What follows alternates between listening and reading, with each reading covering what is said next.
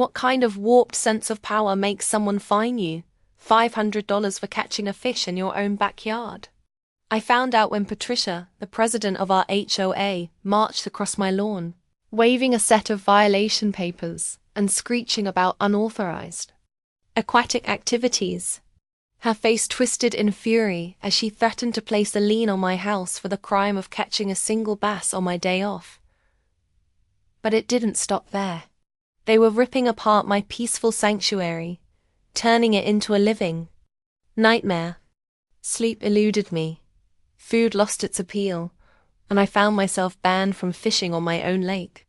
Yet, what happened next would send shockwaves throughout the entire neighborhood, all because they chose the wrong person to intimidate someone who knew exactly how to pull the strings to make their entire house of cards come crashing down. Drop a comment if you've ever had to deal with power-hungry HOA enforcers, because this tale of karma coming full circle might just be the most satisfying thing you'll see all week. I'd only been living in Pinewood Estates for 2 months when everything began to fall apart.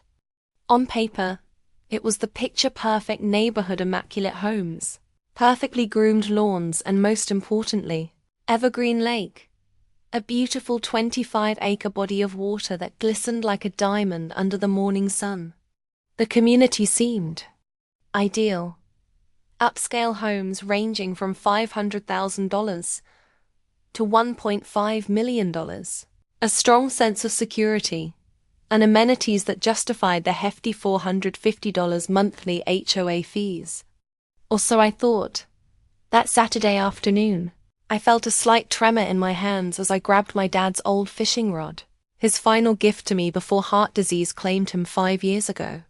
"Dad, I miss our fishing trips," I whispered, casting my line into the calm, serene waters. Fishing was never just a hobby for me.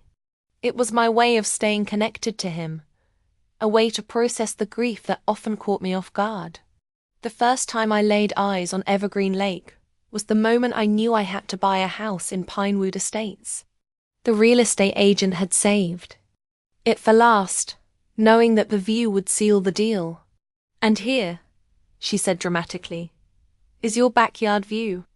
We stood on a small hill overlooking the lake, watching the sunset paint the water in hues of gold and crimson. Instantly, I was transported back to the summers of my childhood, fishing with my father at our family cabin in Minnesota. The next day, I signed the purchase agreement, paying $50,000 over asking price, just to make sure I secured the house. I'd been sitting there for about an hour, when a sharp voice sliced through the air, shattering my peace.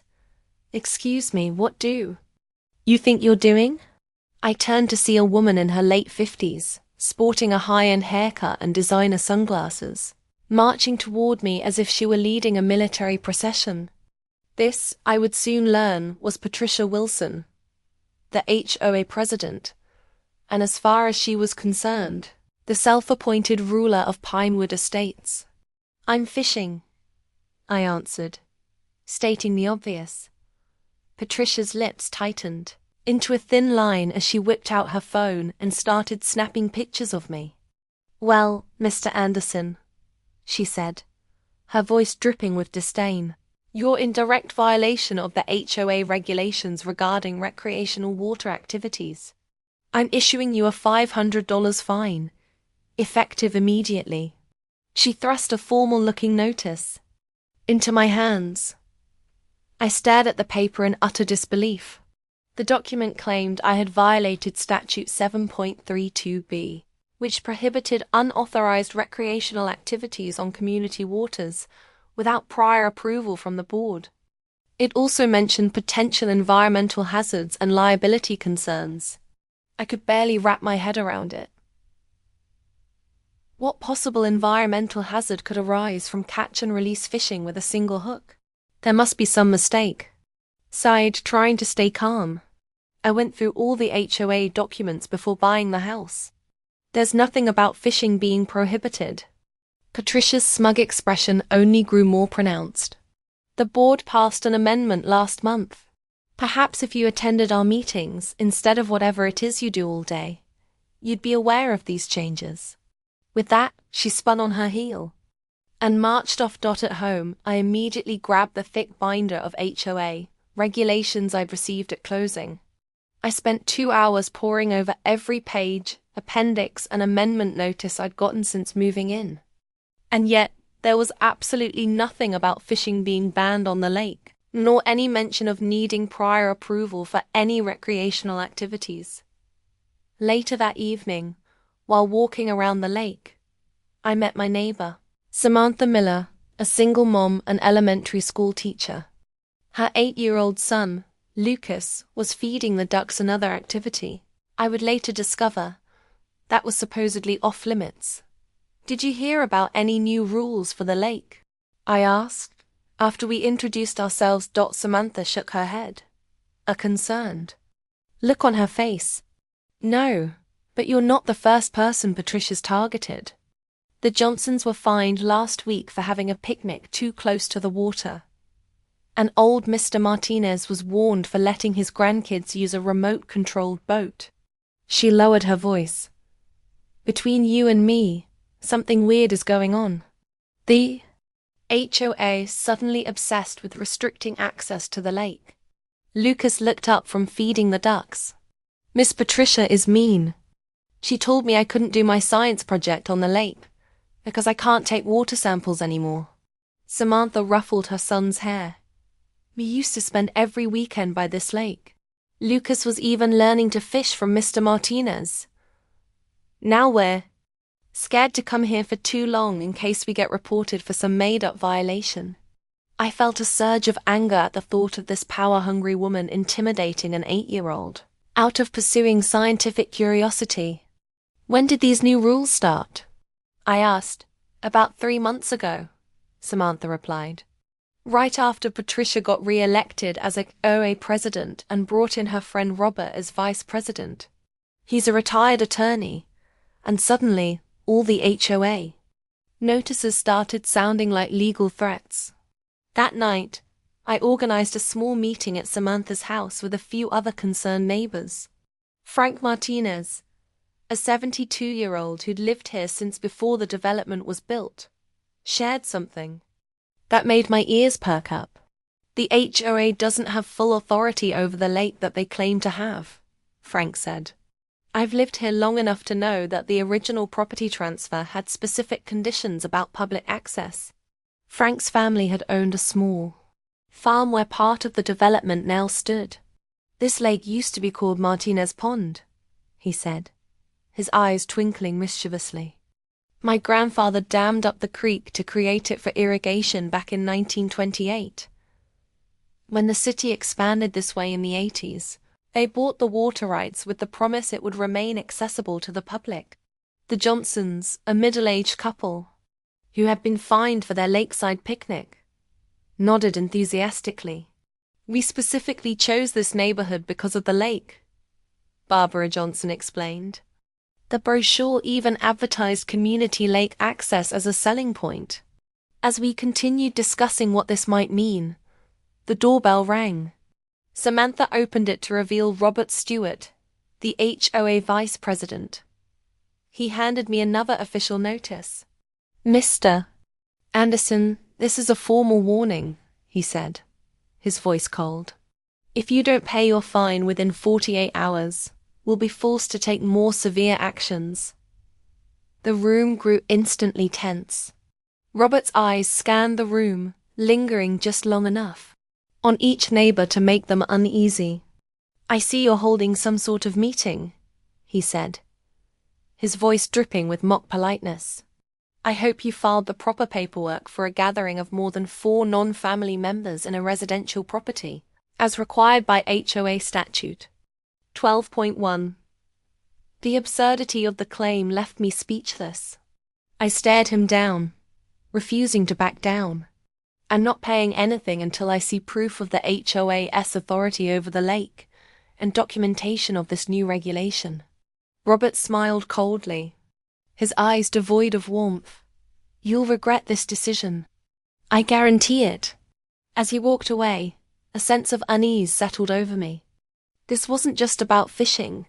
It was about something much bigger, something far more calculated. Something beyond mere rule enforcement. Frank broke the silence. "Well," he said, his voice heavy with irony, "I think you just made yourself their number one enemy." Samantha nodded grimly. They don't like being challenged. The last person who stood up to them at a board meeting suddenly found himself facing daily landscaping violations until he sold his house and moved away. As I walked home under the stars, that night, I looked out at the moonlight reflecting on the lake's surface. This peaceful scene that had drawn me to Pinewood Estates was somehow at the center of a battle I hadn't signed up for. But something in me couldn't let it go. Maybe it was my father's voice in my head telling me that some things are worth fighting for. Maybe it was the disappointment on Lucas's face when he talked about his abandoned science project. Or maybe it was just that I've never been good at backing down when faced with a bully. Whatever the reason, I knew this wasn't over. Not by a long shot. 3 days after Robert's warning, I found another notice taped to my front door. This time, ASACON violation notice with a fine that had mysteriously ballooned to $2,000, accompanied by an ominous warning about possible property seizure if I continued to be non-compliant. This was escalating faster than I had anticipated. The notice claimed I was now in violation of multiple HOA regulations, including persistent disregard for community authorities and orchestrating unauthorized community gatherings. The letter clearly referred to our meeting at Samantha's house, confirming my suspicion that Robert or Patricia had informants in the neighborhood. The harassment campaign accelerated from there. Every morning I'd wake up to new mails citing minuscule violations. My lawn was half an inch too tall. My garbage can was visible from the street for 15 minutes after collection. The color of my mailbox wasn't the exact shade approved in the HOA guidelines. Patricia even organized patrols that will drive by my house multiple times a day, taking photos and making notes. On a particularly ridiculous notice claimed, my garden hose was coiled in a non-regulation pattern. When not in use, another cited me for having a bird feeder that attracted excessive wildlife to the area. The most absurd was probably the warning about my front door wreath being seasonally inappropriate in late April. Meanwhile, rumors began circulating that I was a troublemaker who wanted to destroy our elite community standards. Some neighbors began avoiding me entirely, crossing the street when they saw me coming, or suddenly becoming very interested in their phones when I walked by. The social isolation was worse than the fines. I'd moved to Pinewood Estates, hoping to put down roots after years focused solely on my business. Now I was being systematically excluded from the community I'd hoped to join. At the local farmers market, a group of women fell silent as I approached, only to worsen their conversation after I passed. At the community pool, parents suddenly decided their children needed to get out of the water when I arrived for my morning swim. I needed answers. So, I spent a day at the county record's office digging through property deeds and land transfers. What I discovered surprised me. Evergreen Lake wasn't actually owned by the HOA at all. According to the official records, the lake was still technically public property that belonged to the city with only a vague clause about management rights transferred to the original developer. The county clerk, a bored-looking man in his 60s, seemed mildly interested in my discovery. That's not uncommon with these older developments, he explained. Lots of legal grey areas when land changes hands multiple times. The city probably forgot they even still owned it. He tapped the faded documents. But according to these accords, that lake is public property regardless of what your HOA says. Armed with this information, I contacted Amanda Taylor, an attorney specializing in real estate law and HOA disputes. After reviewing my findings, she confirmed my suspicions. "Jack, this is fascinating. The HOA is operating on very shaky legal ground. Here, they've been bluffing about their authority over the lake for years, and nobody's K-led them on it until now. Amanda was exactly the ally I needed. Sharp, experienced, and with a personal dislike of overreaching HOAs. These organizations serve a purpose, she told me over coffee at her office. But too often they become little thieves for people who crave control over others.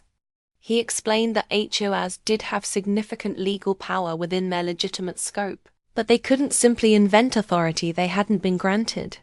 The question is, she said, why are they suddenly so interested in keeping people away from the lake? There has to be more to this than simple power plays. As Amanda and I were developing a strategy, Frank Martinez provided another crucial piece of information. Robert and Patricia were secretly working with Blue Water Development, a company that wanted to transform part of the lake into a luxury condo complex. The pieces were starting to fit together. The sudden restrictions weren't about maintaining community standards. They were preparing to sell off a community asset for personal gain. Frank had overheard a conversation at the country club, where Patricia and Robert were discussing the deal. They didn't see me sitting in the corner, he explained. I'm just an old man to them, practically invisible. But my hearing is still excellent. According to Frank, they were planning to announce the development as a community improvement that would enhance property values. But the reality was that the HOA leadership stood to gain substantial kickbacks from the deal. I researched Blue Water Development and found they specialized in luxury waterfront properties. Their website showcased projects where they had transformed underutilized natural resources into premium living experiences. The before and after photos told the real story. Beautiful natural landscapes converted into concrete and glass. Monstrosities that maximize retrofit while minimizing actual public access to the water. The situation reached a breaking point when Patricia and Robert showed up at my door with an intimidating third violation notice and a preliminary property seizure order, a completely fabricated document with no legal standing. They brought along someone they introduced as a county administrative officer, who I later discovered was actually Robert's cousin to lend an air of official authority to their threats. Mr. Anderson, we've been patient, but your continued defiance leaves us no choice, Patricia announced.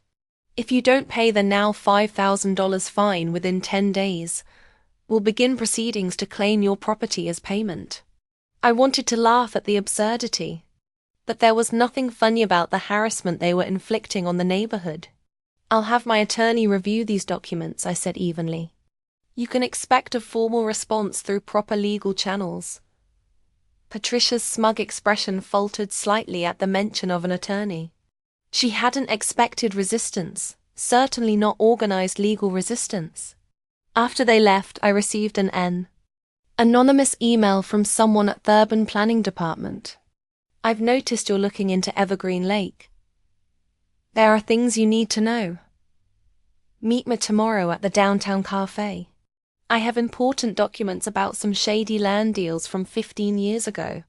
I stood at me window watching the lights from Patricia's house reflecting on the lake surface, and realized this wasn't just about fishing anymore. It had become something much bigger, a fight for the heart and soul of our community. The next morning, I met Michael Bennett, a former Urban Planning Department employee who had been watching the situation at Pinewood Estates with growing concern. Over coffee, he shared documents that painted a disturbing picture. Robert Stewart, in his previous role as an attorney for the original development company, had deliberately created legal loopholes in the property transfer agreements. Look at this clause here. Michael pointed to a paragraph buried deep in the legal jargon. If no one officially claims ownership of the lake for 20 years and 15 have already passed, the managing entity can sell that property. They've been playing the long game, keeping quiet until they could cash in.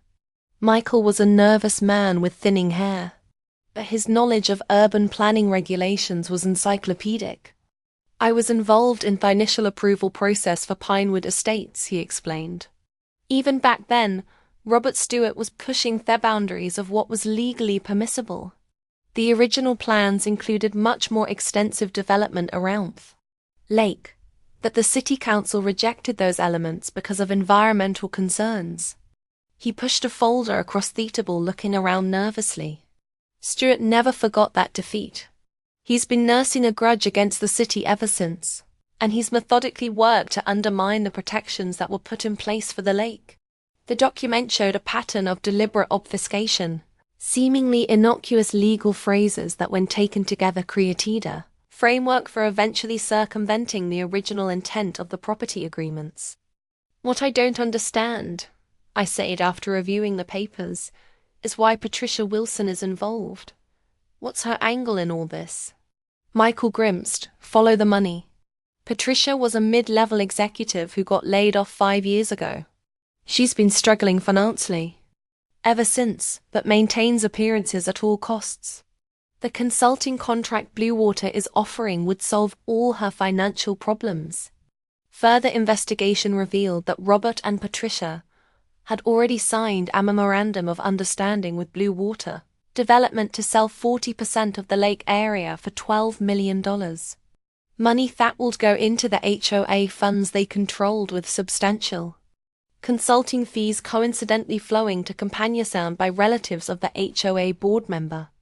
The scheme was elegant in its corruption. On paper, the HOA would receive a significant payment that could be used for community improvements. In reality, much of that money would be diverted through a maze of contracts and consultancy fees back to Patricia, Robert, and their allies. Meanwhile, their community would lose nearly half of their beloved lake, replaced by exclusive condos most current residents scowled hope to afford. I saw two options: fight them publicly, which carried significant risk, given their connections and willingness to play dirty, or quietly secure ownership of the lake before they could finalize their scheme. Amanda explained that under the law, I could file for abandoned property ownership on them if I could prove use and management of the lake. Essentially, she elaborated, since the city has effectively abandoned its ownership responsibilities for nearly 2 decades, and since the property records show no clear transfer to the HOA, there's a legal pathway to claim ownership. But it's complicated, expensive, and has no guarantee of success. The filing alone would cost thousands, and securing the property would require a massive financial commitment. If we failed, I'd lose both the money and likely face even more aggressive retribution from Patricia and Robert. That I revealed to Amanda. Something I hadn't told anyone in the neighborhood. The startup I sold was worth $18 million.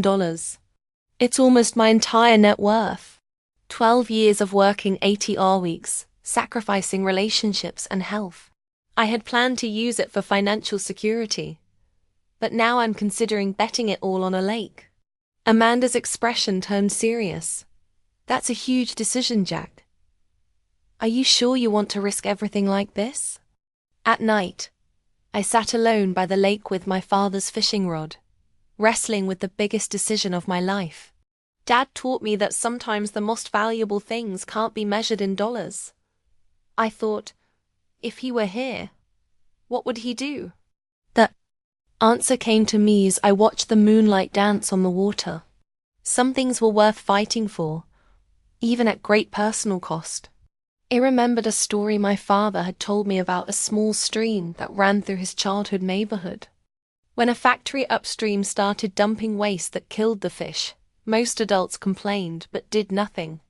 It was my grandfather who organized the community, hired lawyers, and refused to back down until the factory installed proper filtration systems. One man with courage makes a majority, my father would say, quoting his own father. My decision was solidified when Samantha Lucas and I witnessed a Blue Water Development survey team measuring around the lake. When questioned, they casually mentioned they were preparing for a revitalization project scheduled to break ground in 3 months. I managed to snap photos of preliminary drawings showing luxury apartments that would destroy nearly half the lake ecosystem. Lucas's face fell as he looked at the drawings. They're going to kill all the ducks, aren't they? He asked quietly. Samantha put her arm around his shoulders, unable to offer reassurance because the truth was obvious. The development would devastate the natural habitat. I'm going with Plan B, I told Amanda the next day. I'm using my startup money to buy ownership rights to the lake. She warned me soberly. This is a massive gamble, Jack. If the application isn't approved, you could lose $18 million and get nothing in return. I looked at my father's fishing rod, leaning against the wall, and replied, sometimes you have to risk everything to protect what truly matters. This isn't just about money anymore. As if on cue, my phone rang. It was Patricia calling to inform me that the HOA was filing a lawsuit against me for serious and multiple HOA violations demanding $50,000 in damages. The lawsuit was clearly meant to intimidate me and drain my resources through legal fees. What Patricia didn't know was that I was about to risk everything I had to stop her plans. The battle lines were drawn, and there would be no turning back for either side. Amanda and I filed for lake ownership confirmation through a shell company called Evergreen Conservation Trust to avoid detection. The process was complex, requiring exhaustive documentation and a substantial deposit. I had to sell personal assets, drain savings accounts, and take out loans to secure the $18 million needed, betting my entire financial future on what felt like a David versus Goliath battle. Setting up the trust was a legal maze. We had to establish a legitimate conservation organization with a mission statement, bylaws, and trustees. Every detail had to be perfect because we knew Robert would scrutinize our filing for any possible flaw to invalidate it. Meanwhile, the HOA launched what they called a lake beautification campaign, which was really an effort to restrict resident access. They installed fencing, put up no fishing and HOA private area signs, and began issuing violation notices to anyone who approached the water. The psychological warfare was relentless. Each morning brought new restrictions, new barriers, new reasons. Why residents suddenly couldn't use a lake that had been freely accessible for decades. Children who had grown up swimming there were threatened with fines. Elderly residents who enjoyed feeding the ducks were warned about contaminating the water supply. Robert discovered I was investigating and hired a private detective to follow me. I cleverly used this to my advantage, deliberately letting the investigator see me researching relocation options, creating the impression I was planning to give up and move away. I made a show of visiting open houses in neighboring cities, discussing my plans to move on phone calls in public places, and even started packing boxes visible through my windows. The deception wasn't just fourth private investigator. I needed Patricia and Robert to believe I was on the verge of surrender, buying time for our legal maneuvers. The situation was taking a toll on others too. Samantha received threats about her teaching position at the local elementary school where Patricia had influence with their principal. They're saying I'm associating with disruptive elements and questioning my judgment, she told me, fighting back tears. I can't lose this job, Jack. It's all Lucas and I have.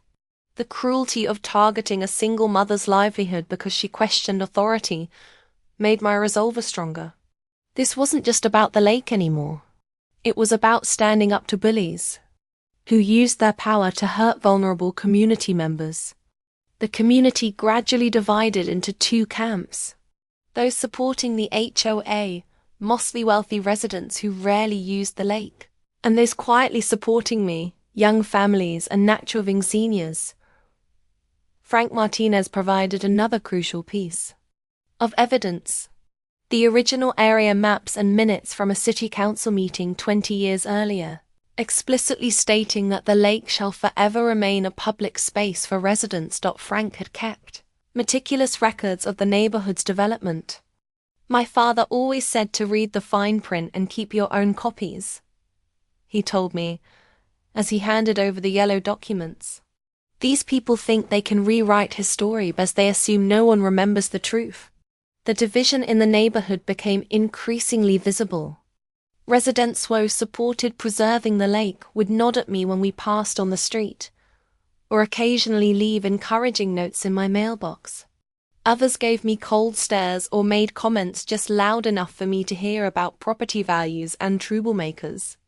In a bold move, I organized an unofficial family lake day. Dozens of families showed up to fish, kayak, and enjoy the natural beauty. Patricia and Robert appeared with police officers, but to their shock, the officers confirmed no laws were being broken since the lake wasn't anyone's private property. Exactly my point. The event was a morale booster. Children splashed in the shallows. Seniors shared stories about the neighborhood's story. And for a few hours, the lake was once again the heart of Pinewood Estates.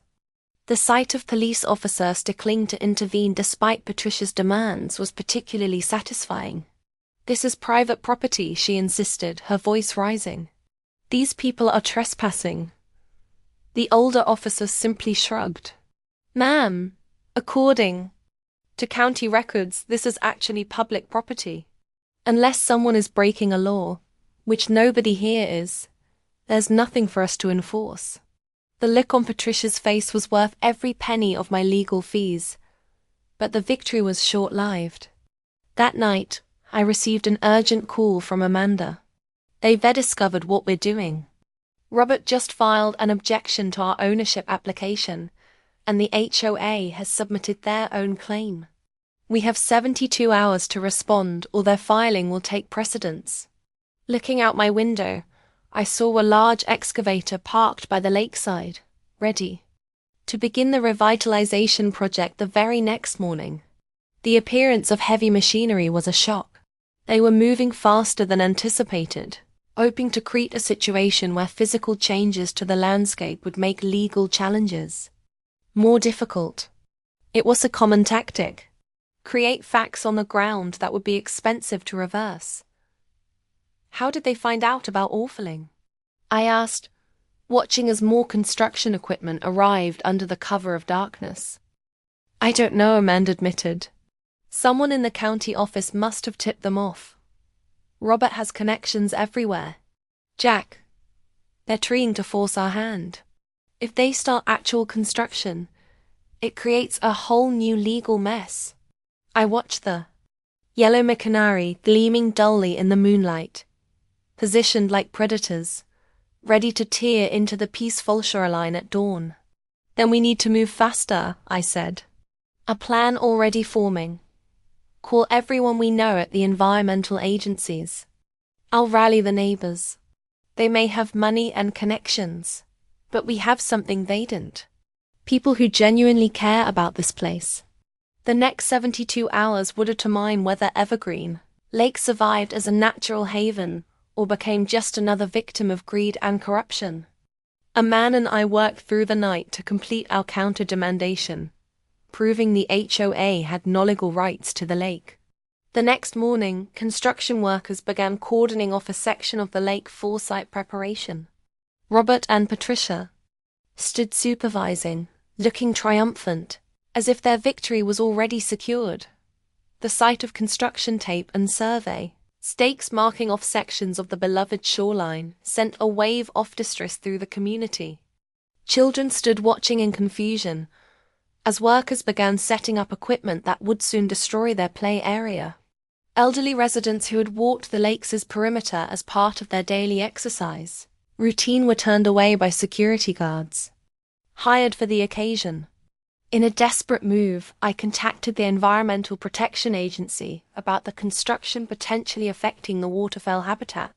This temporarily halted work for 24 hours while an investigation was conducted, buying U.S. precious time. The EPA representative was skeptical at first, but perked up when I mentioned the specific species of migratory birds that use the lake as a stopping point. There should have been an environmental impact study before any construction was approved, she noted. "We'll send someone out immediately to assess the situation." The temporary halt gave us a critical window to mobilize. I organized residents, creating a phone tree to spread information quickly, and assigning people to document any violations of environmental regulations. Frank Martinez, with his encyclopedic knowledge of the area's history, became more unofficial historian, preparing testimony about the lake's long-standing public status. As Wes scrambled for solutions, I noticed a clue in Frank's documents. An old agreement between the city and the original developer included a right of first refusal for the city if the lake was ever threatened by commercial development. I secretly met with Mayor Williams, a 65-year-old progressive who cared deeply about preserving green spaces. The mayor was interested but concerned that the city budget couldn't stretch to repurchase the lake. "I sympathize with your situation, Mr. Anderson," Mayor Williams said, "but the city is facing a budget shortfall this year. We simply don't have millions available for land acquisition, no matter how worthy the cause." I leaned forward. "But the original agreement gives the city the right to match any offer and reclaim the property. You didn't necessarily need to exercise that right yourselves. You could assign it to another entity like our conservation trust." The mayor's eyebrows rose. "That's an interesting approach. I'd need to consult with the city attorney, but it might be possible." He studied me carefully. "You seem very invested in this lake, Mr. Anderson. Most people wouldn't go to these lengths." "It's not just about the lake," I explained. "It's about a community being bullied by people who are abusing their power for personal gain. Someone needs to stand up to them."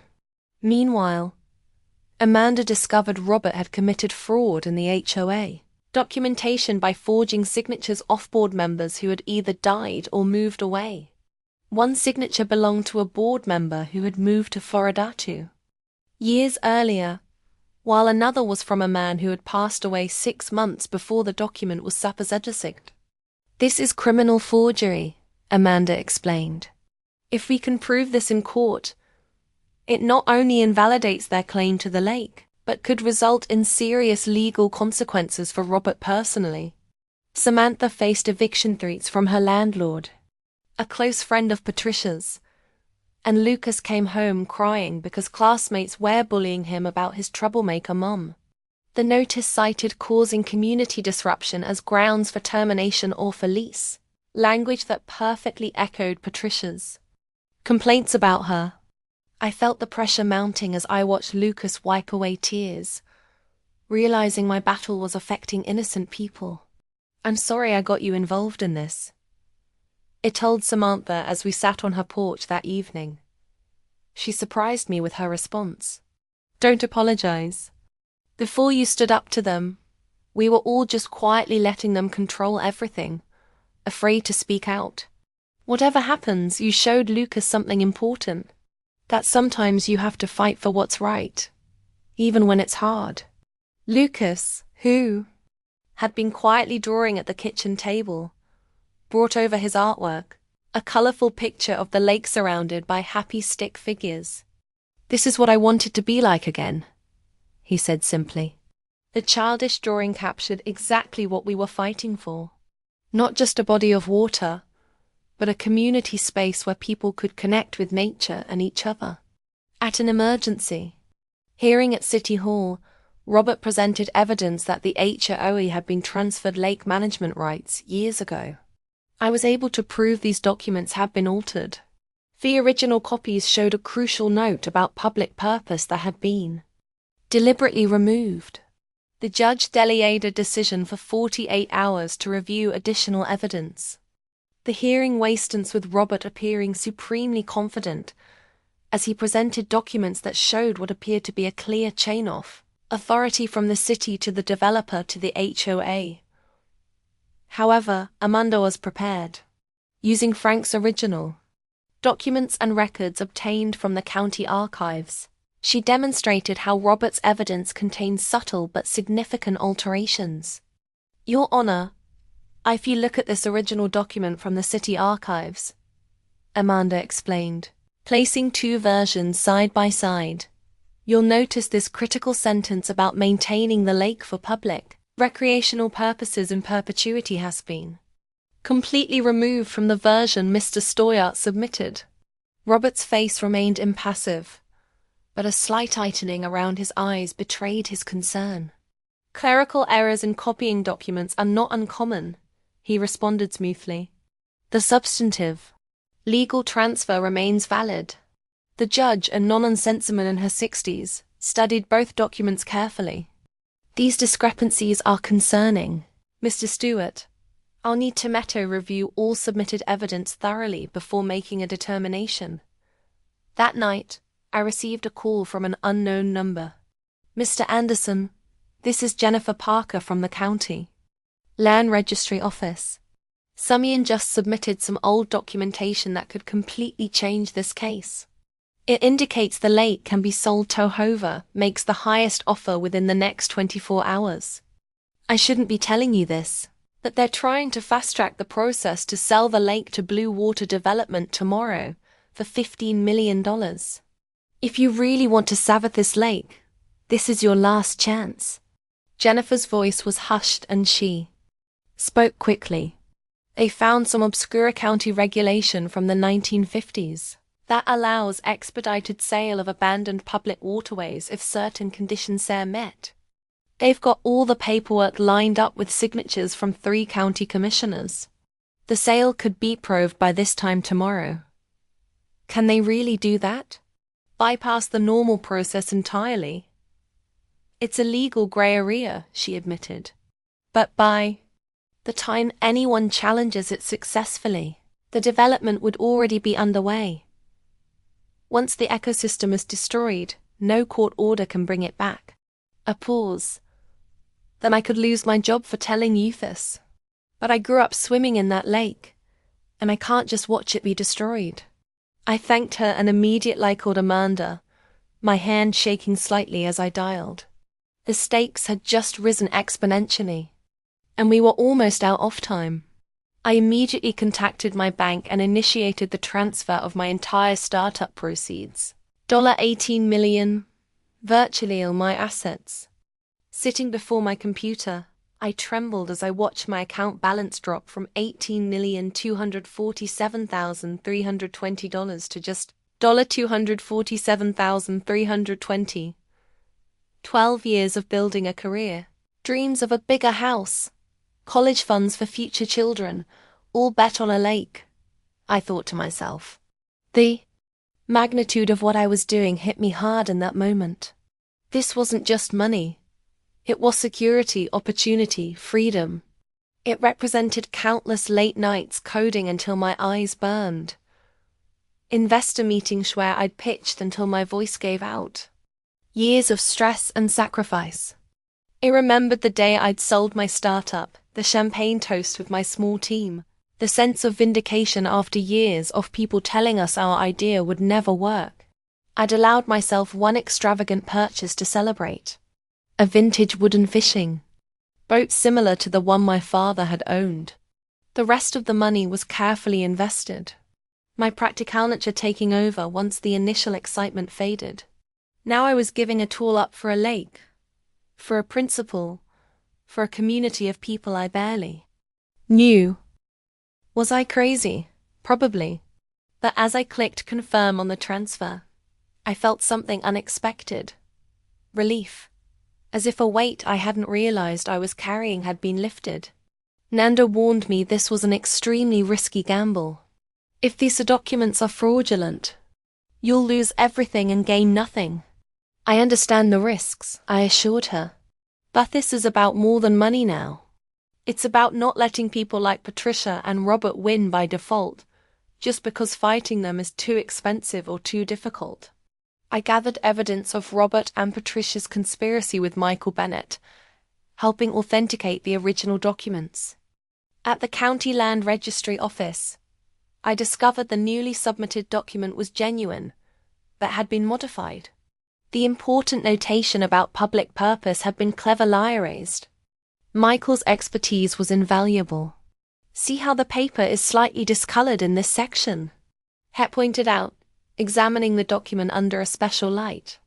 That's where they used chemical eraser to remove text before photocopying. It's subtle, but it's definitive evidence of tampering.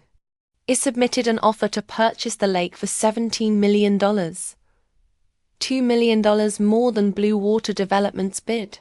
Robert and Patricia panicked when they heard the news, scrambling to increase Blue Water's offer to $20 million. Their reaction confirmed what I had suspected. They had been so confident in their scheme that they hadn't prepared for serious opposition. The look of shock on Patricia's face when she learned about my counteroffer was almost comical. Jennifer Parker revealed a crucial detail. According to regulations, the first offer meeting or exceeding the minimum price, $15 million, would be given priority if all proper procedures were followed. Amanda and I worked through the night to finalize the purchase documentation while Robert and Patricia rushed to prepare their counteroffer. The night passed in a blur of paperwork, phone calls, and legal maneuvers. Amanda brought in 2 additional attorneys from her firm to help process everything while I contacted the bank repeatedly to ensure there would be no delays with the funds transfer. Around 3 o'clock in the morning, exhausted but wired on coffee and adrenaline, I stepped outside for a moment of fresh air. The night was clear, stars reflecting on the lake's surface. I thought about my father, about how he had taught me that integrity sometimes required sacrifice. "Would you understand what I'm doing, Dad?" I whispered to the night sky. The gentle lapping of the water against the shore was the only answer. But somehow it felt like enough. The next morning, at the land registry office, Robert confidently arrived with Blue Water's $20 million bid. However, the office administrator announced, "We received the first valid application from Mr. Anderson at 8:01 this morning, 17 minutes before your submission." Robert's face drained of color as he realized I had stayed up all night to complete all procedures as early as possible. The administrator reviewed both submissions carefully. "Mr. Anderson's application is complete and meets all regulatory requirements. The payment has been verified and recorded under County Ordinance 726.3. The first qualified bid receiver takes precedence when the minimum threshold is met." She stamped several pages with an official seal, then looked up at Robert. "I'm sorry, Mr. Stewart, but your application has been received as secondary." As I signed the final paperwork, Robert suddenly shouted, "This doesn't matter. You don't understand anything. The HOA has their right to reject any transaction in the area through our right of first refusal clause." Amanda smiled calmly. "Jack, show." Then the other document. I produced a paper I hadn't previously revealed, causing Robert to freeze in shock. How did you get this?" he stammered, his facipale. It was the original HOA constitution showing a clause that had been deliberately omitted from all copies distributed to residents. A clause about property voting rights that will become crucial to my plan. The document had been discovered by Frank in his extensive personal archives. A complete original copy of the HOA constitution that included Article 27, Section 4. Powers within the association shall be allocated based on property ownership percentage within fee development boundaries. Each residential lot shall count as one vote, while ownership of common areas shall be weighted according to acreage. This clause, which Robert had carefully edited out of all publicly available copies of the HOA documents, meant that whoever owned the 25-acre lake would effectively control the HOA itself. It was a fail-safe the original developers had included to maintain control, never imagining that someone outside their circle would discover and use it against them. "This can't be valid," Robert spluttered. But his body language told a different story. He knew we had found his secret weapon and turned it against them. "Oh, it's valid," Amanda replied. "You've had it authenticated by 3 independent experts. The HOA constitution filed with the county includes this clause, even though it was omitted from the versions distributed to homeowners, which by the way constitutes fraud." Patricia, who had been watching with growing horror, finally found her voice. "You can't do this. You can't just buy your way into control." And looked at her directly, remembering all the people she had bullied and intimidated. Actually, Patricia, that's exactly what you and Robert were planning to do with Blue Water Development. The difference is I'm not doing it for profit. I'm doing it to protect what belongs to all of us. I revealed my full strategy. I hadn't just purchased the lake. I had also quietly bought 5 vacant lots in the neighborhood through shell companies, giving me 51% voting power in the HOA. With control of the HOA, immediately firstly removed Patricia and Robert from the board. Secondly, cancelled all lake fines. And the last is the establishment of new regulations declaring the lake a public space for all residents. The purchase of the vacant lots had been Amanda's idea. A brilliant legal maneuver that ensured complete control. If you're going to risk $18 million on the lake, she had reasoned, spending another $1 million on strategic property acquisitions is just insurance. Each lot had been purchased through a different shell company to avoid raising suspicions, with thick transfers of ownership timed to complete simultaneously with the lake purchase. The revelation left them speechless. Patricia's carefully maintained composure crumbled as she realized the extent of my countermove.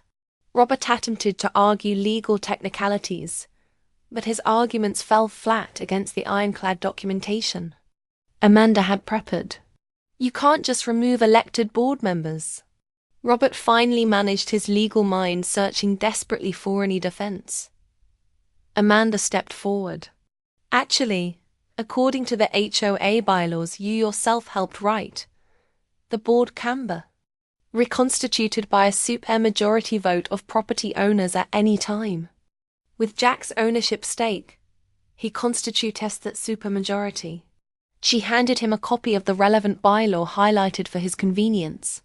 You might want to be more careful about the fine print you create, Mr. Stewart. Sometimes it comes back to bite you. Within days, I called a special HOA meeting to expose the truth about Robert and Patricia's scheme to sell the lake, complete with evidence of how they had misappropriated HOA funds. Residents were outraged to learn Patricia and Robert had used HOA money to hire private investigators, pay personal legal expenses, and bribe local officials. The community center was packed with people standing along the walls and spilling out into the hallway. Was I crazy? Probably. But as I clicked confirm on the transfer, I felt something unexpected. Relief. As if a weight I hadn't realized I was carrying had been lifted. Nanda warned me this was an extremely risky gamble. If these documents are fraudulent, you'll lose everything and gain nothing. I understand the risks, I assured her. But this is about more than money now. It's about not letting people like Patricia and Robert win by default, just because fighting them is too expensive or too difficult.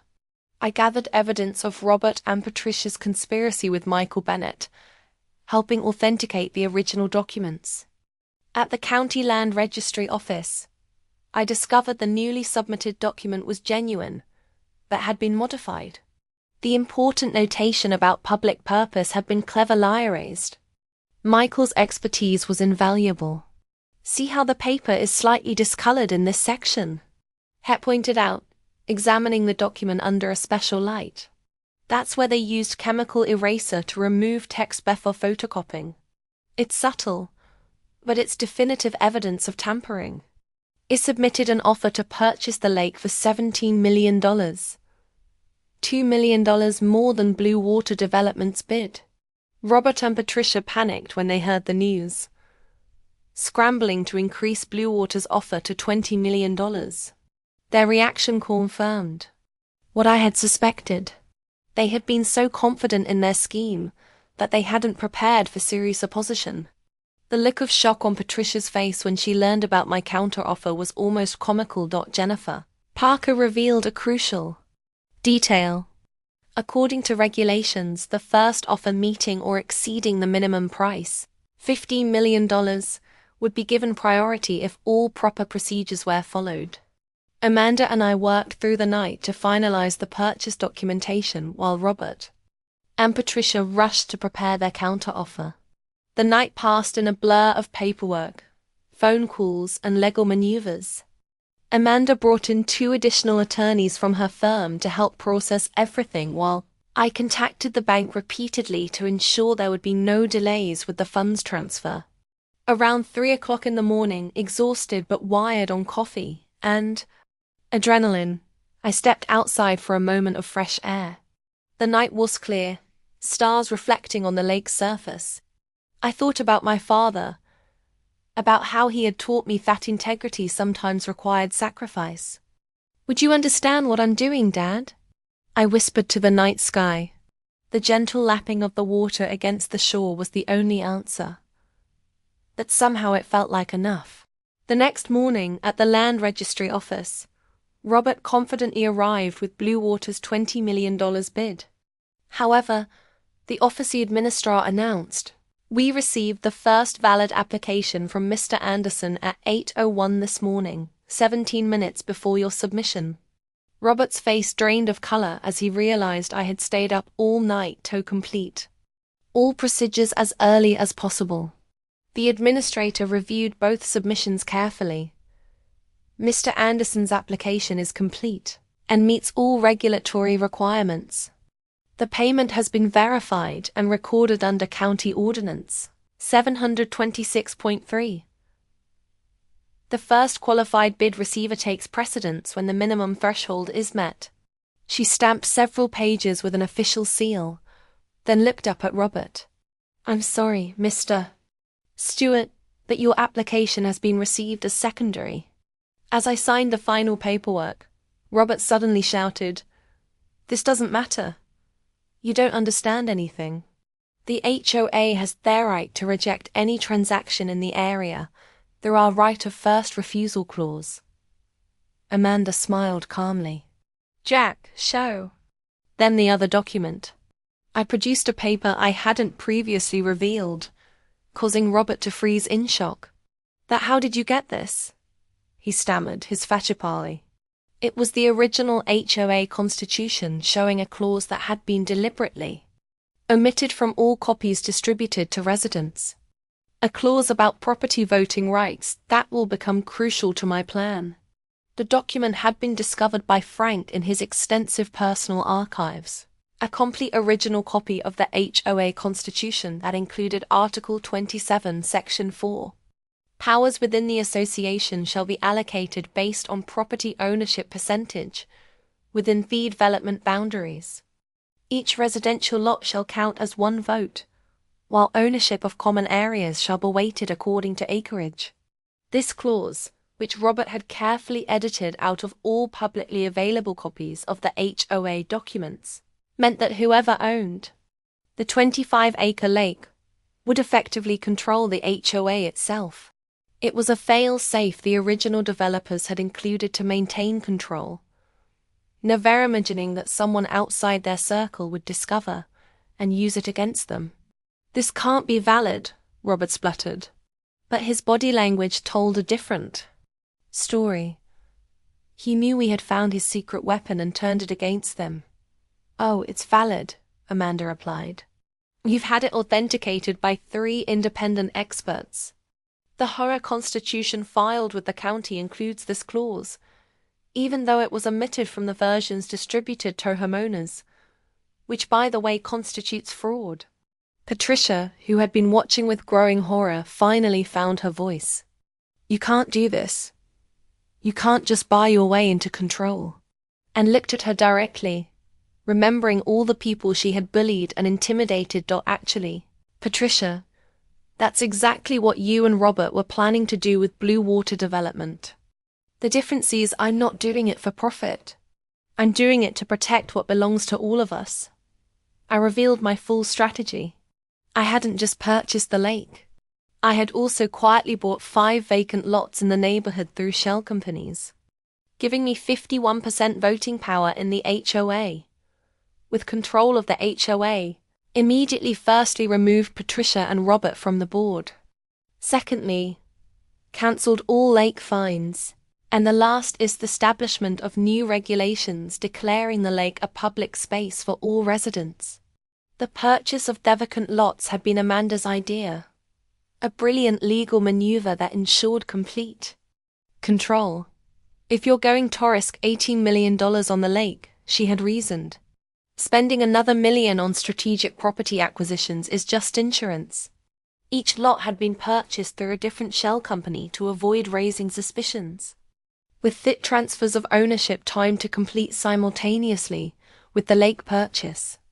The revelation left them speechless. Patricia's carefully maintained composure crumbled as she realized the extent of my countermove. Robert attempted to argue legal technicalities, but his arguments fell flat against the ironclad documentation Amanda had prepared. You can't just remove elected board members. Robert finally managed his legal mind, searching desperately for any defense. Amanda stepped forward. Actually, according to the HOA bylaws you yourself helped write, the board can be reconstituted by a supermajority vote of property owners at any time. With Jack's ownership stake, he constitutes that supermajority. She handed him a copy of the relevant bylaw highlighted for his convenience. You might want to be more careful about the fine print you create, Mr. Stewart. Sometimes it comes back to bite you. Within days, I called a special HOA meeting to expose the truth about Robert and Patricia's scheme to sell the lake, complete with evidence of how they had misappropriated HOA funds. Residents were outraged to learn Patricia and Robert had used HOA Monato, hire private investigators, pay personal legal expenses, and bribe local officials. The community center was packed with people standing along the walls and spilling out into the hallway. Many residents who had never attended an HOA meeting before showed up, curious about the sudden change in leadership and the rumors swirling through the neighborhood.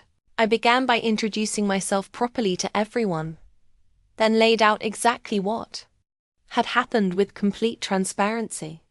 The initial phishing fine, the escalating harassment, the discovery of the development plans, and my decision to purchase the lake to protect it. I know many of you have questions about what this means for Pinewood Estates, I acknowledged. Let me be clear. I didn't do this to become some kind of neighborhood dictator. I did it to stop the lake from being destroyed, and to end the reign of intimidation that many of you have suffered under. I then presented documented evidence of Robert and Patricia's misuse of HOA funds. Invoice for private investigators charged to security services, legal consultations for their personal benefit classified as administrative expenses, and most damning of all, proof of payments to two county officials who had helped fast-track the Blue Water Development Plan. During the meeting, when Robert attempted to defend himself, I played a recording of him and Patricia discussing kickbacks from Blue Water Development and how they had manipulated the HOA for personal enrichment. Robert awkwardly lunged for the microphone, shouting, "That's a legal recording," inadvertently confirming the authenticity of the tape.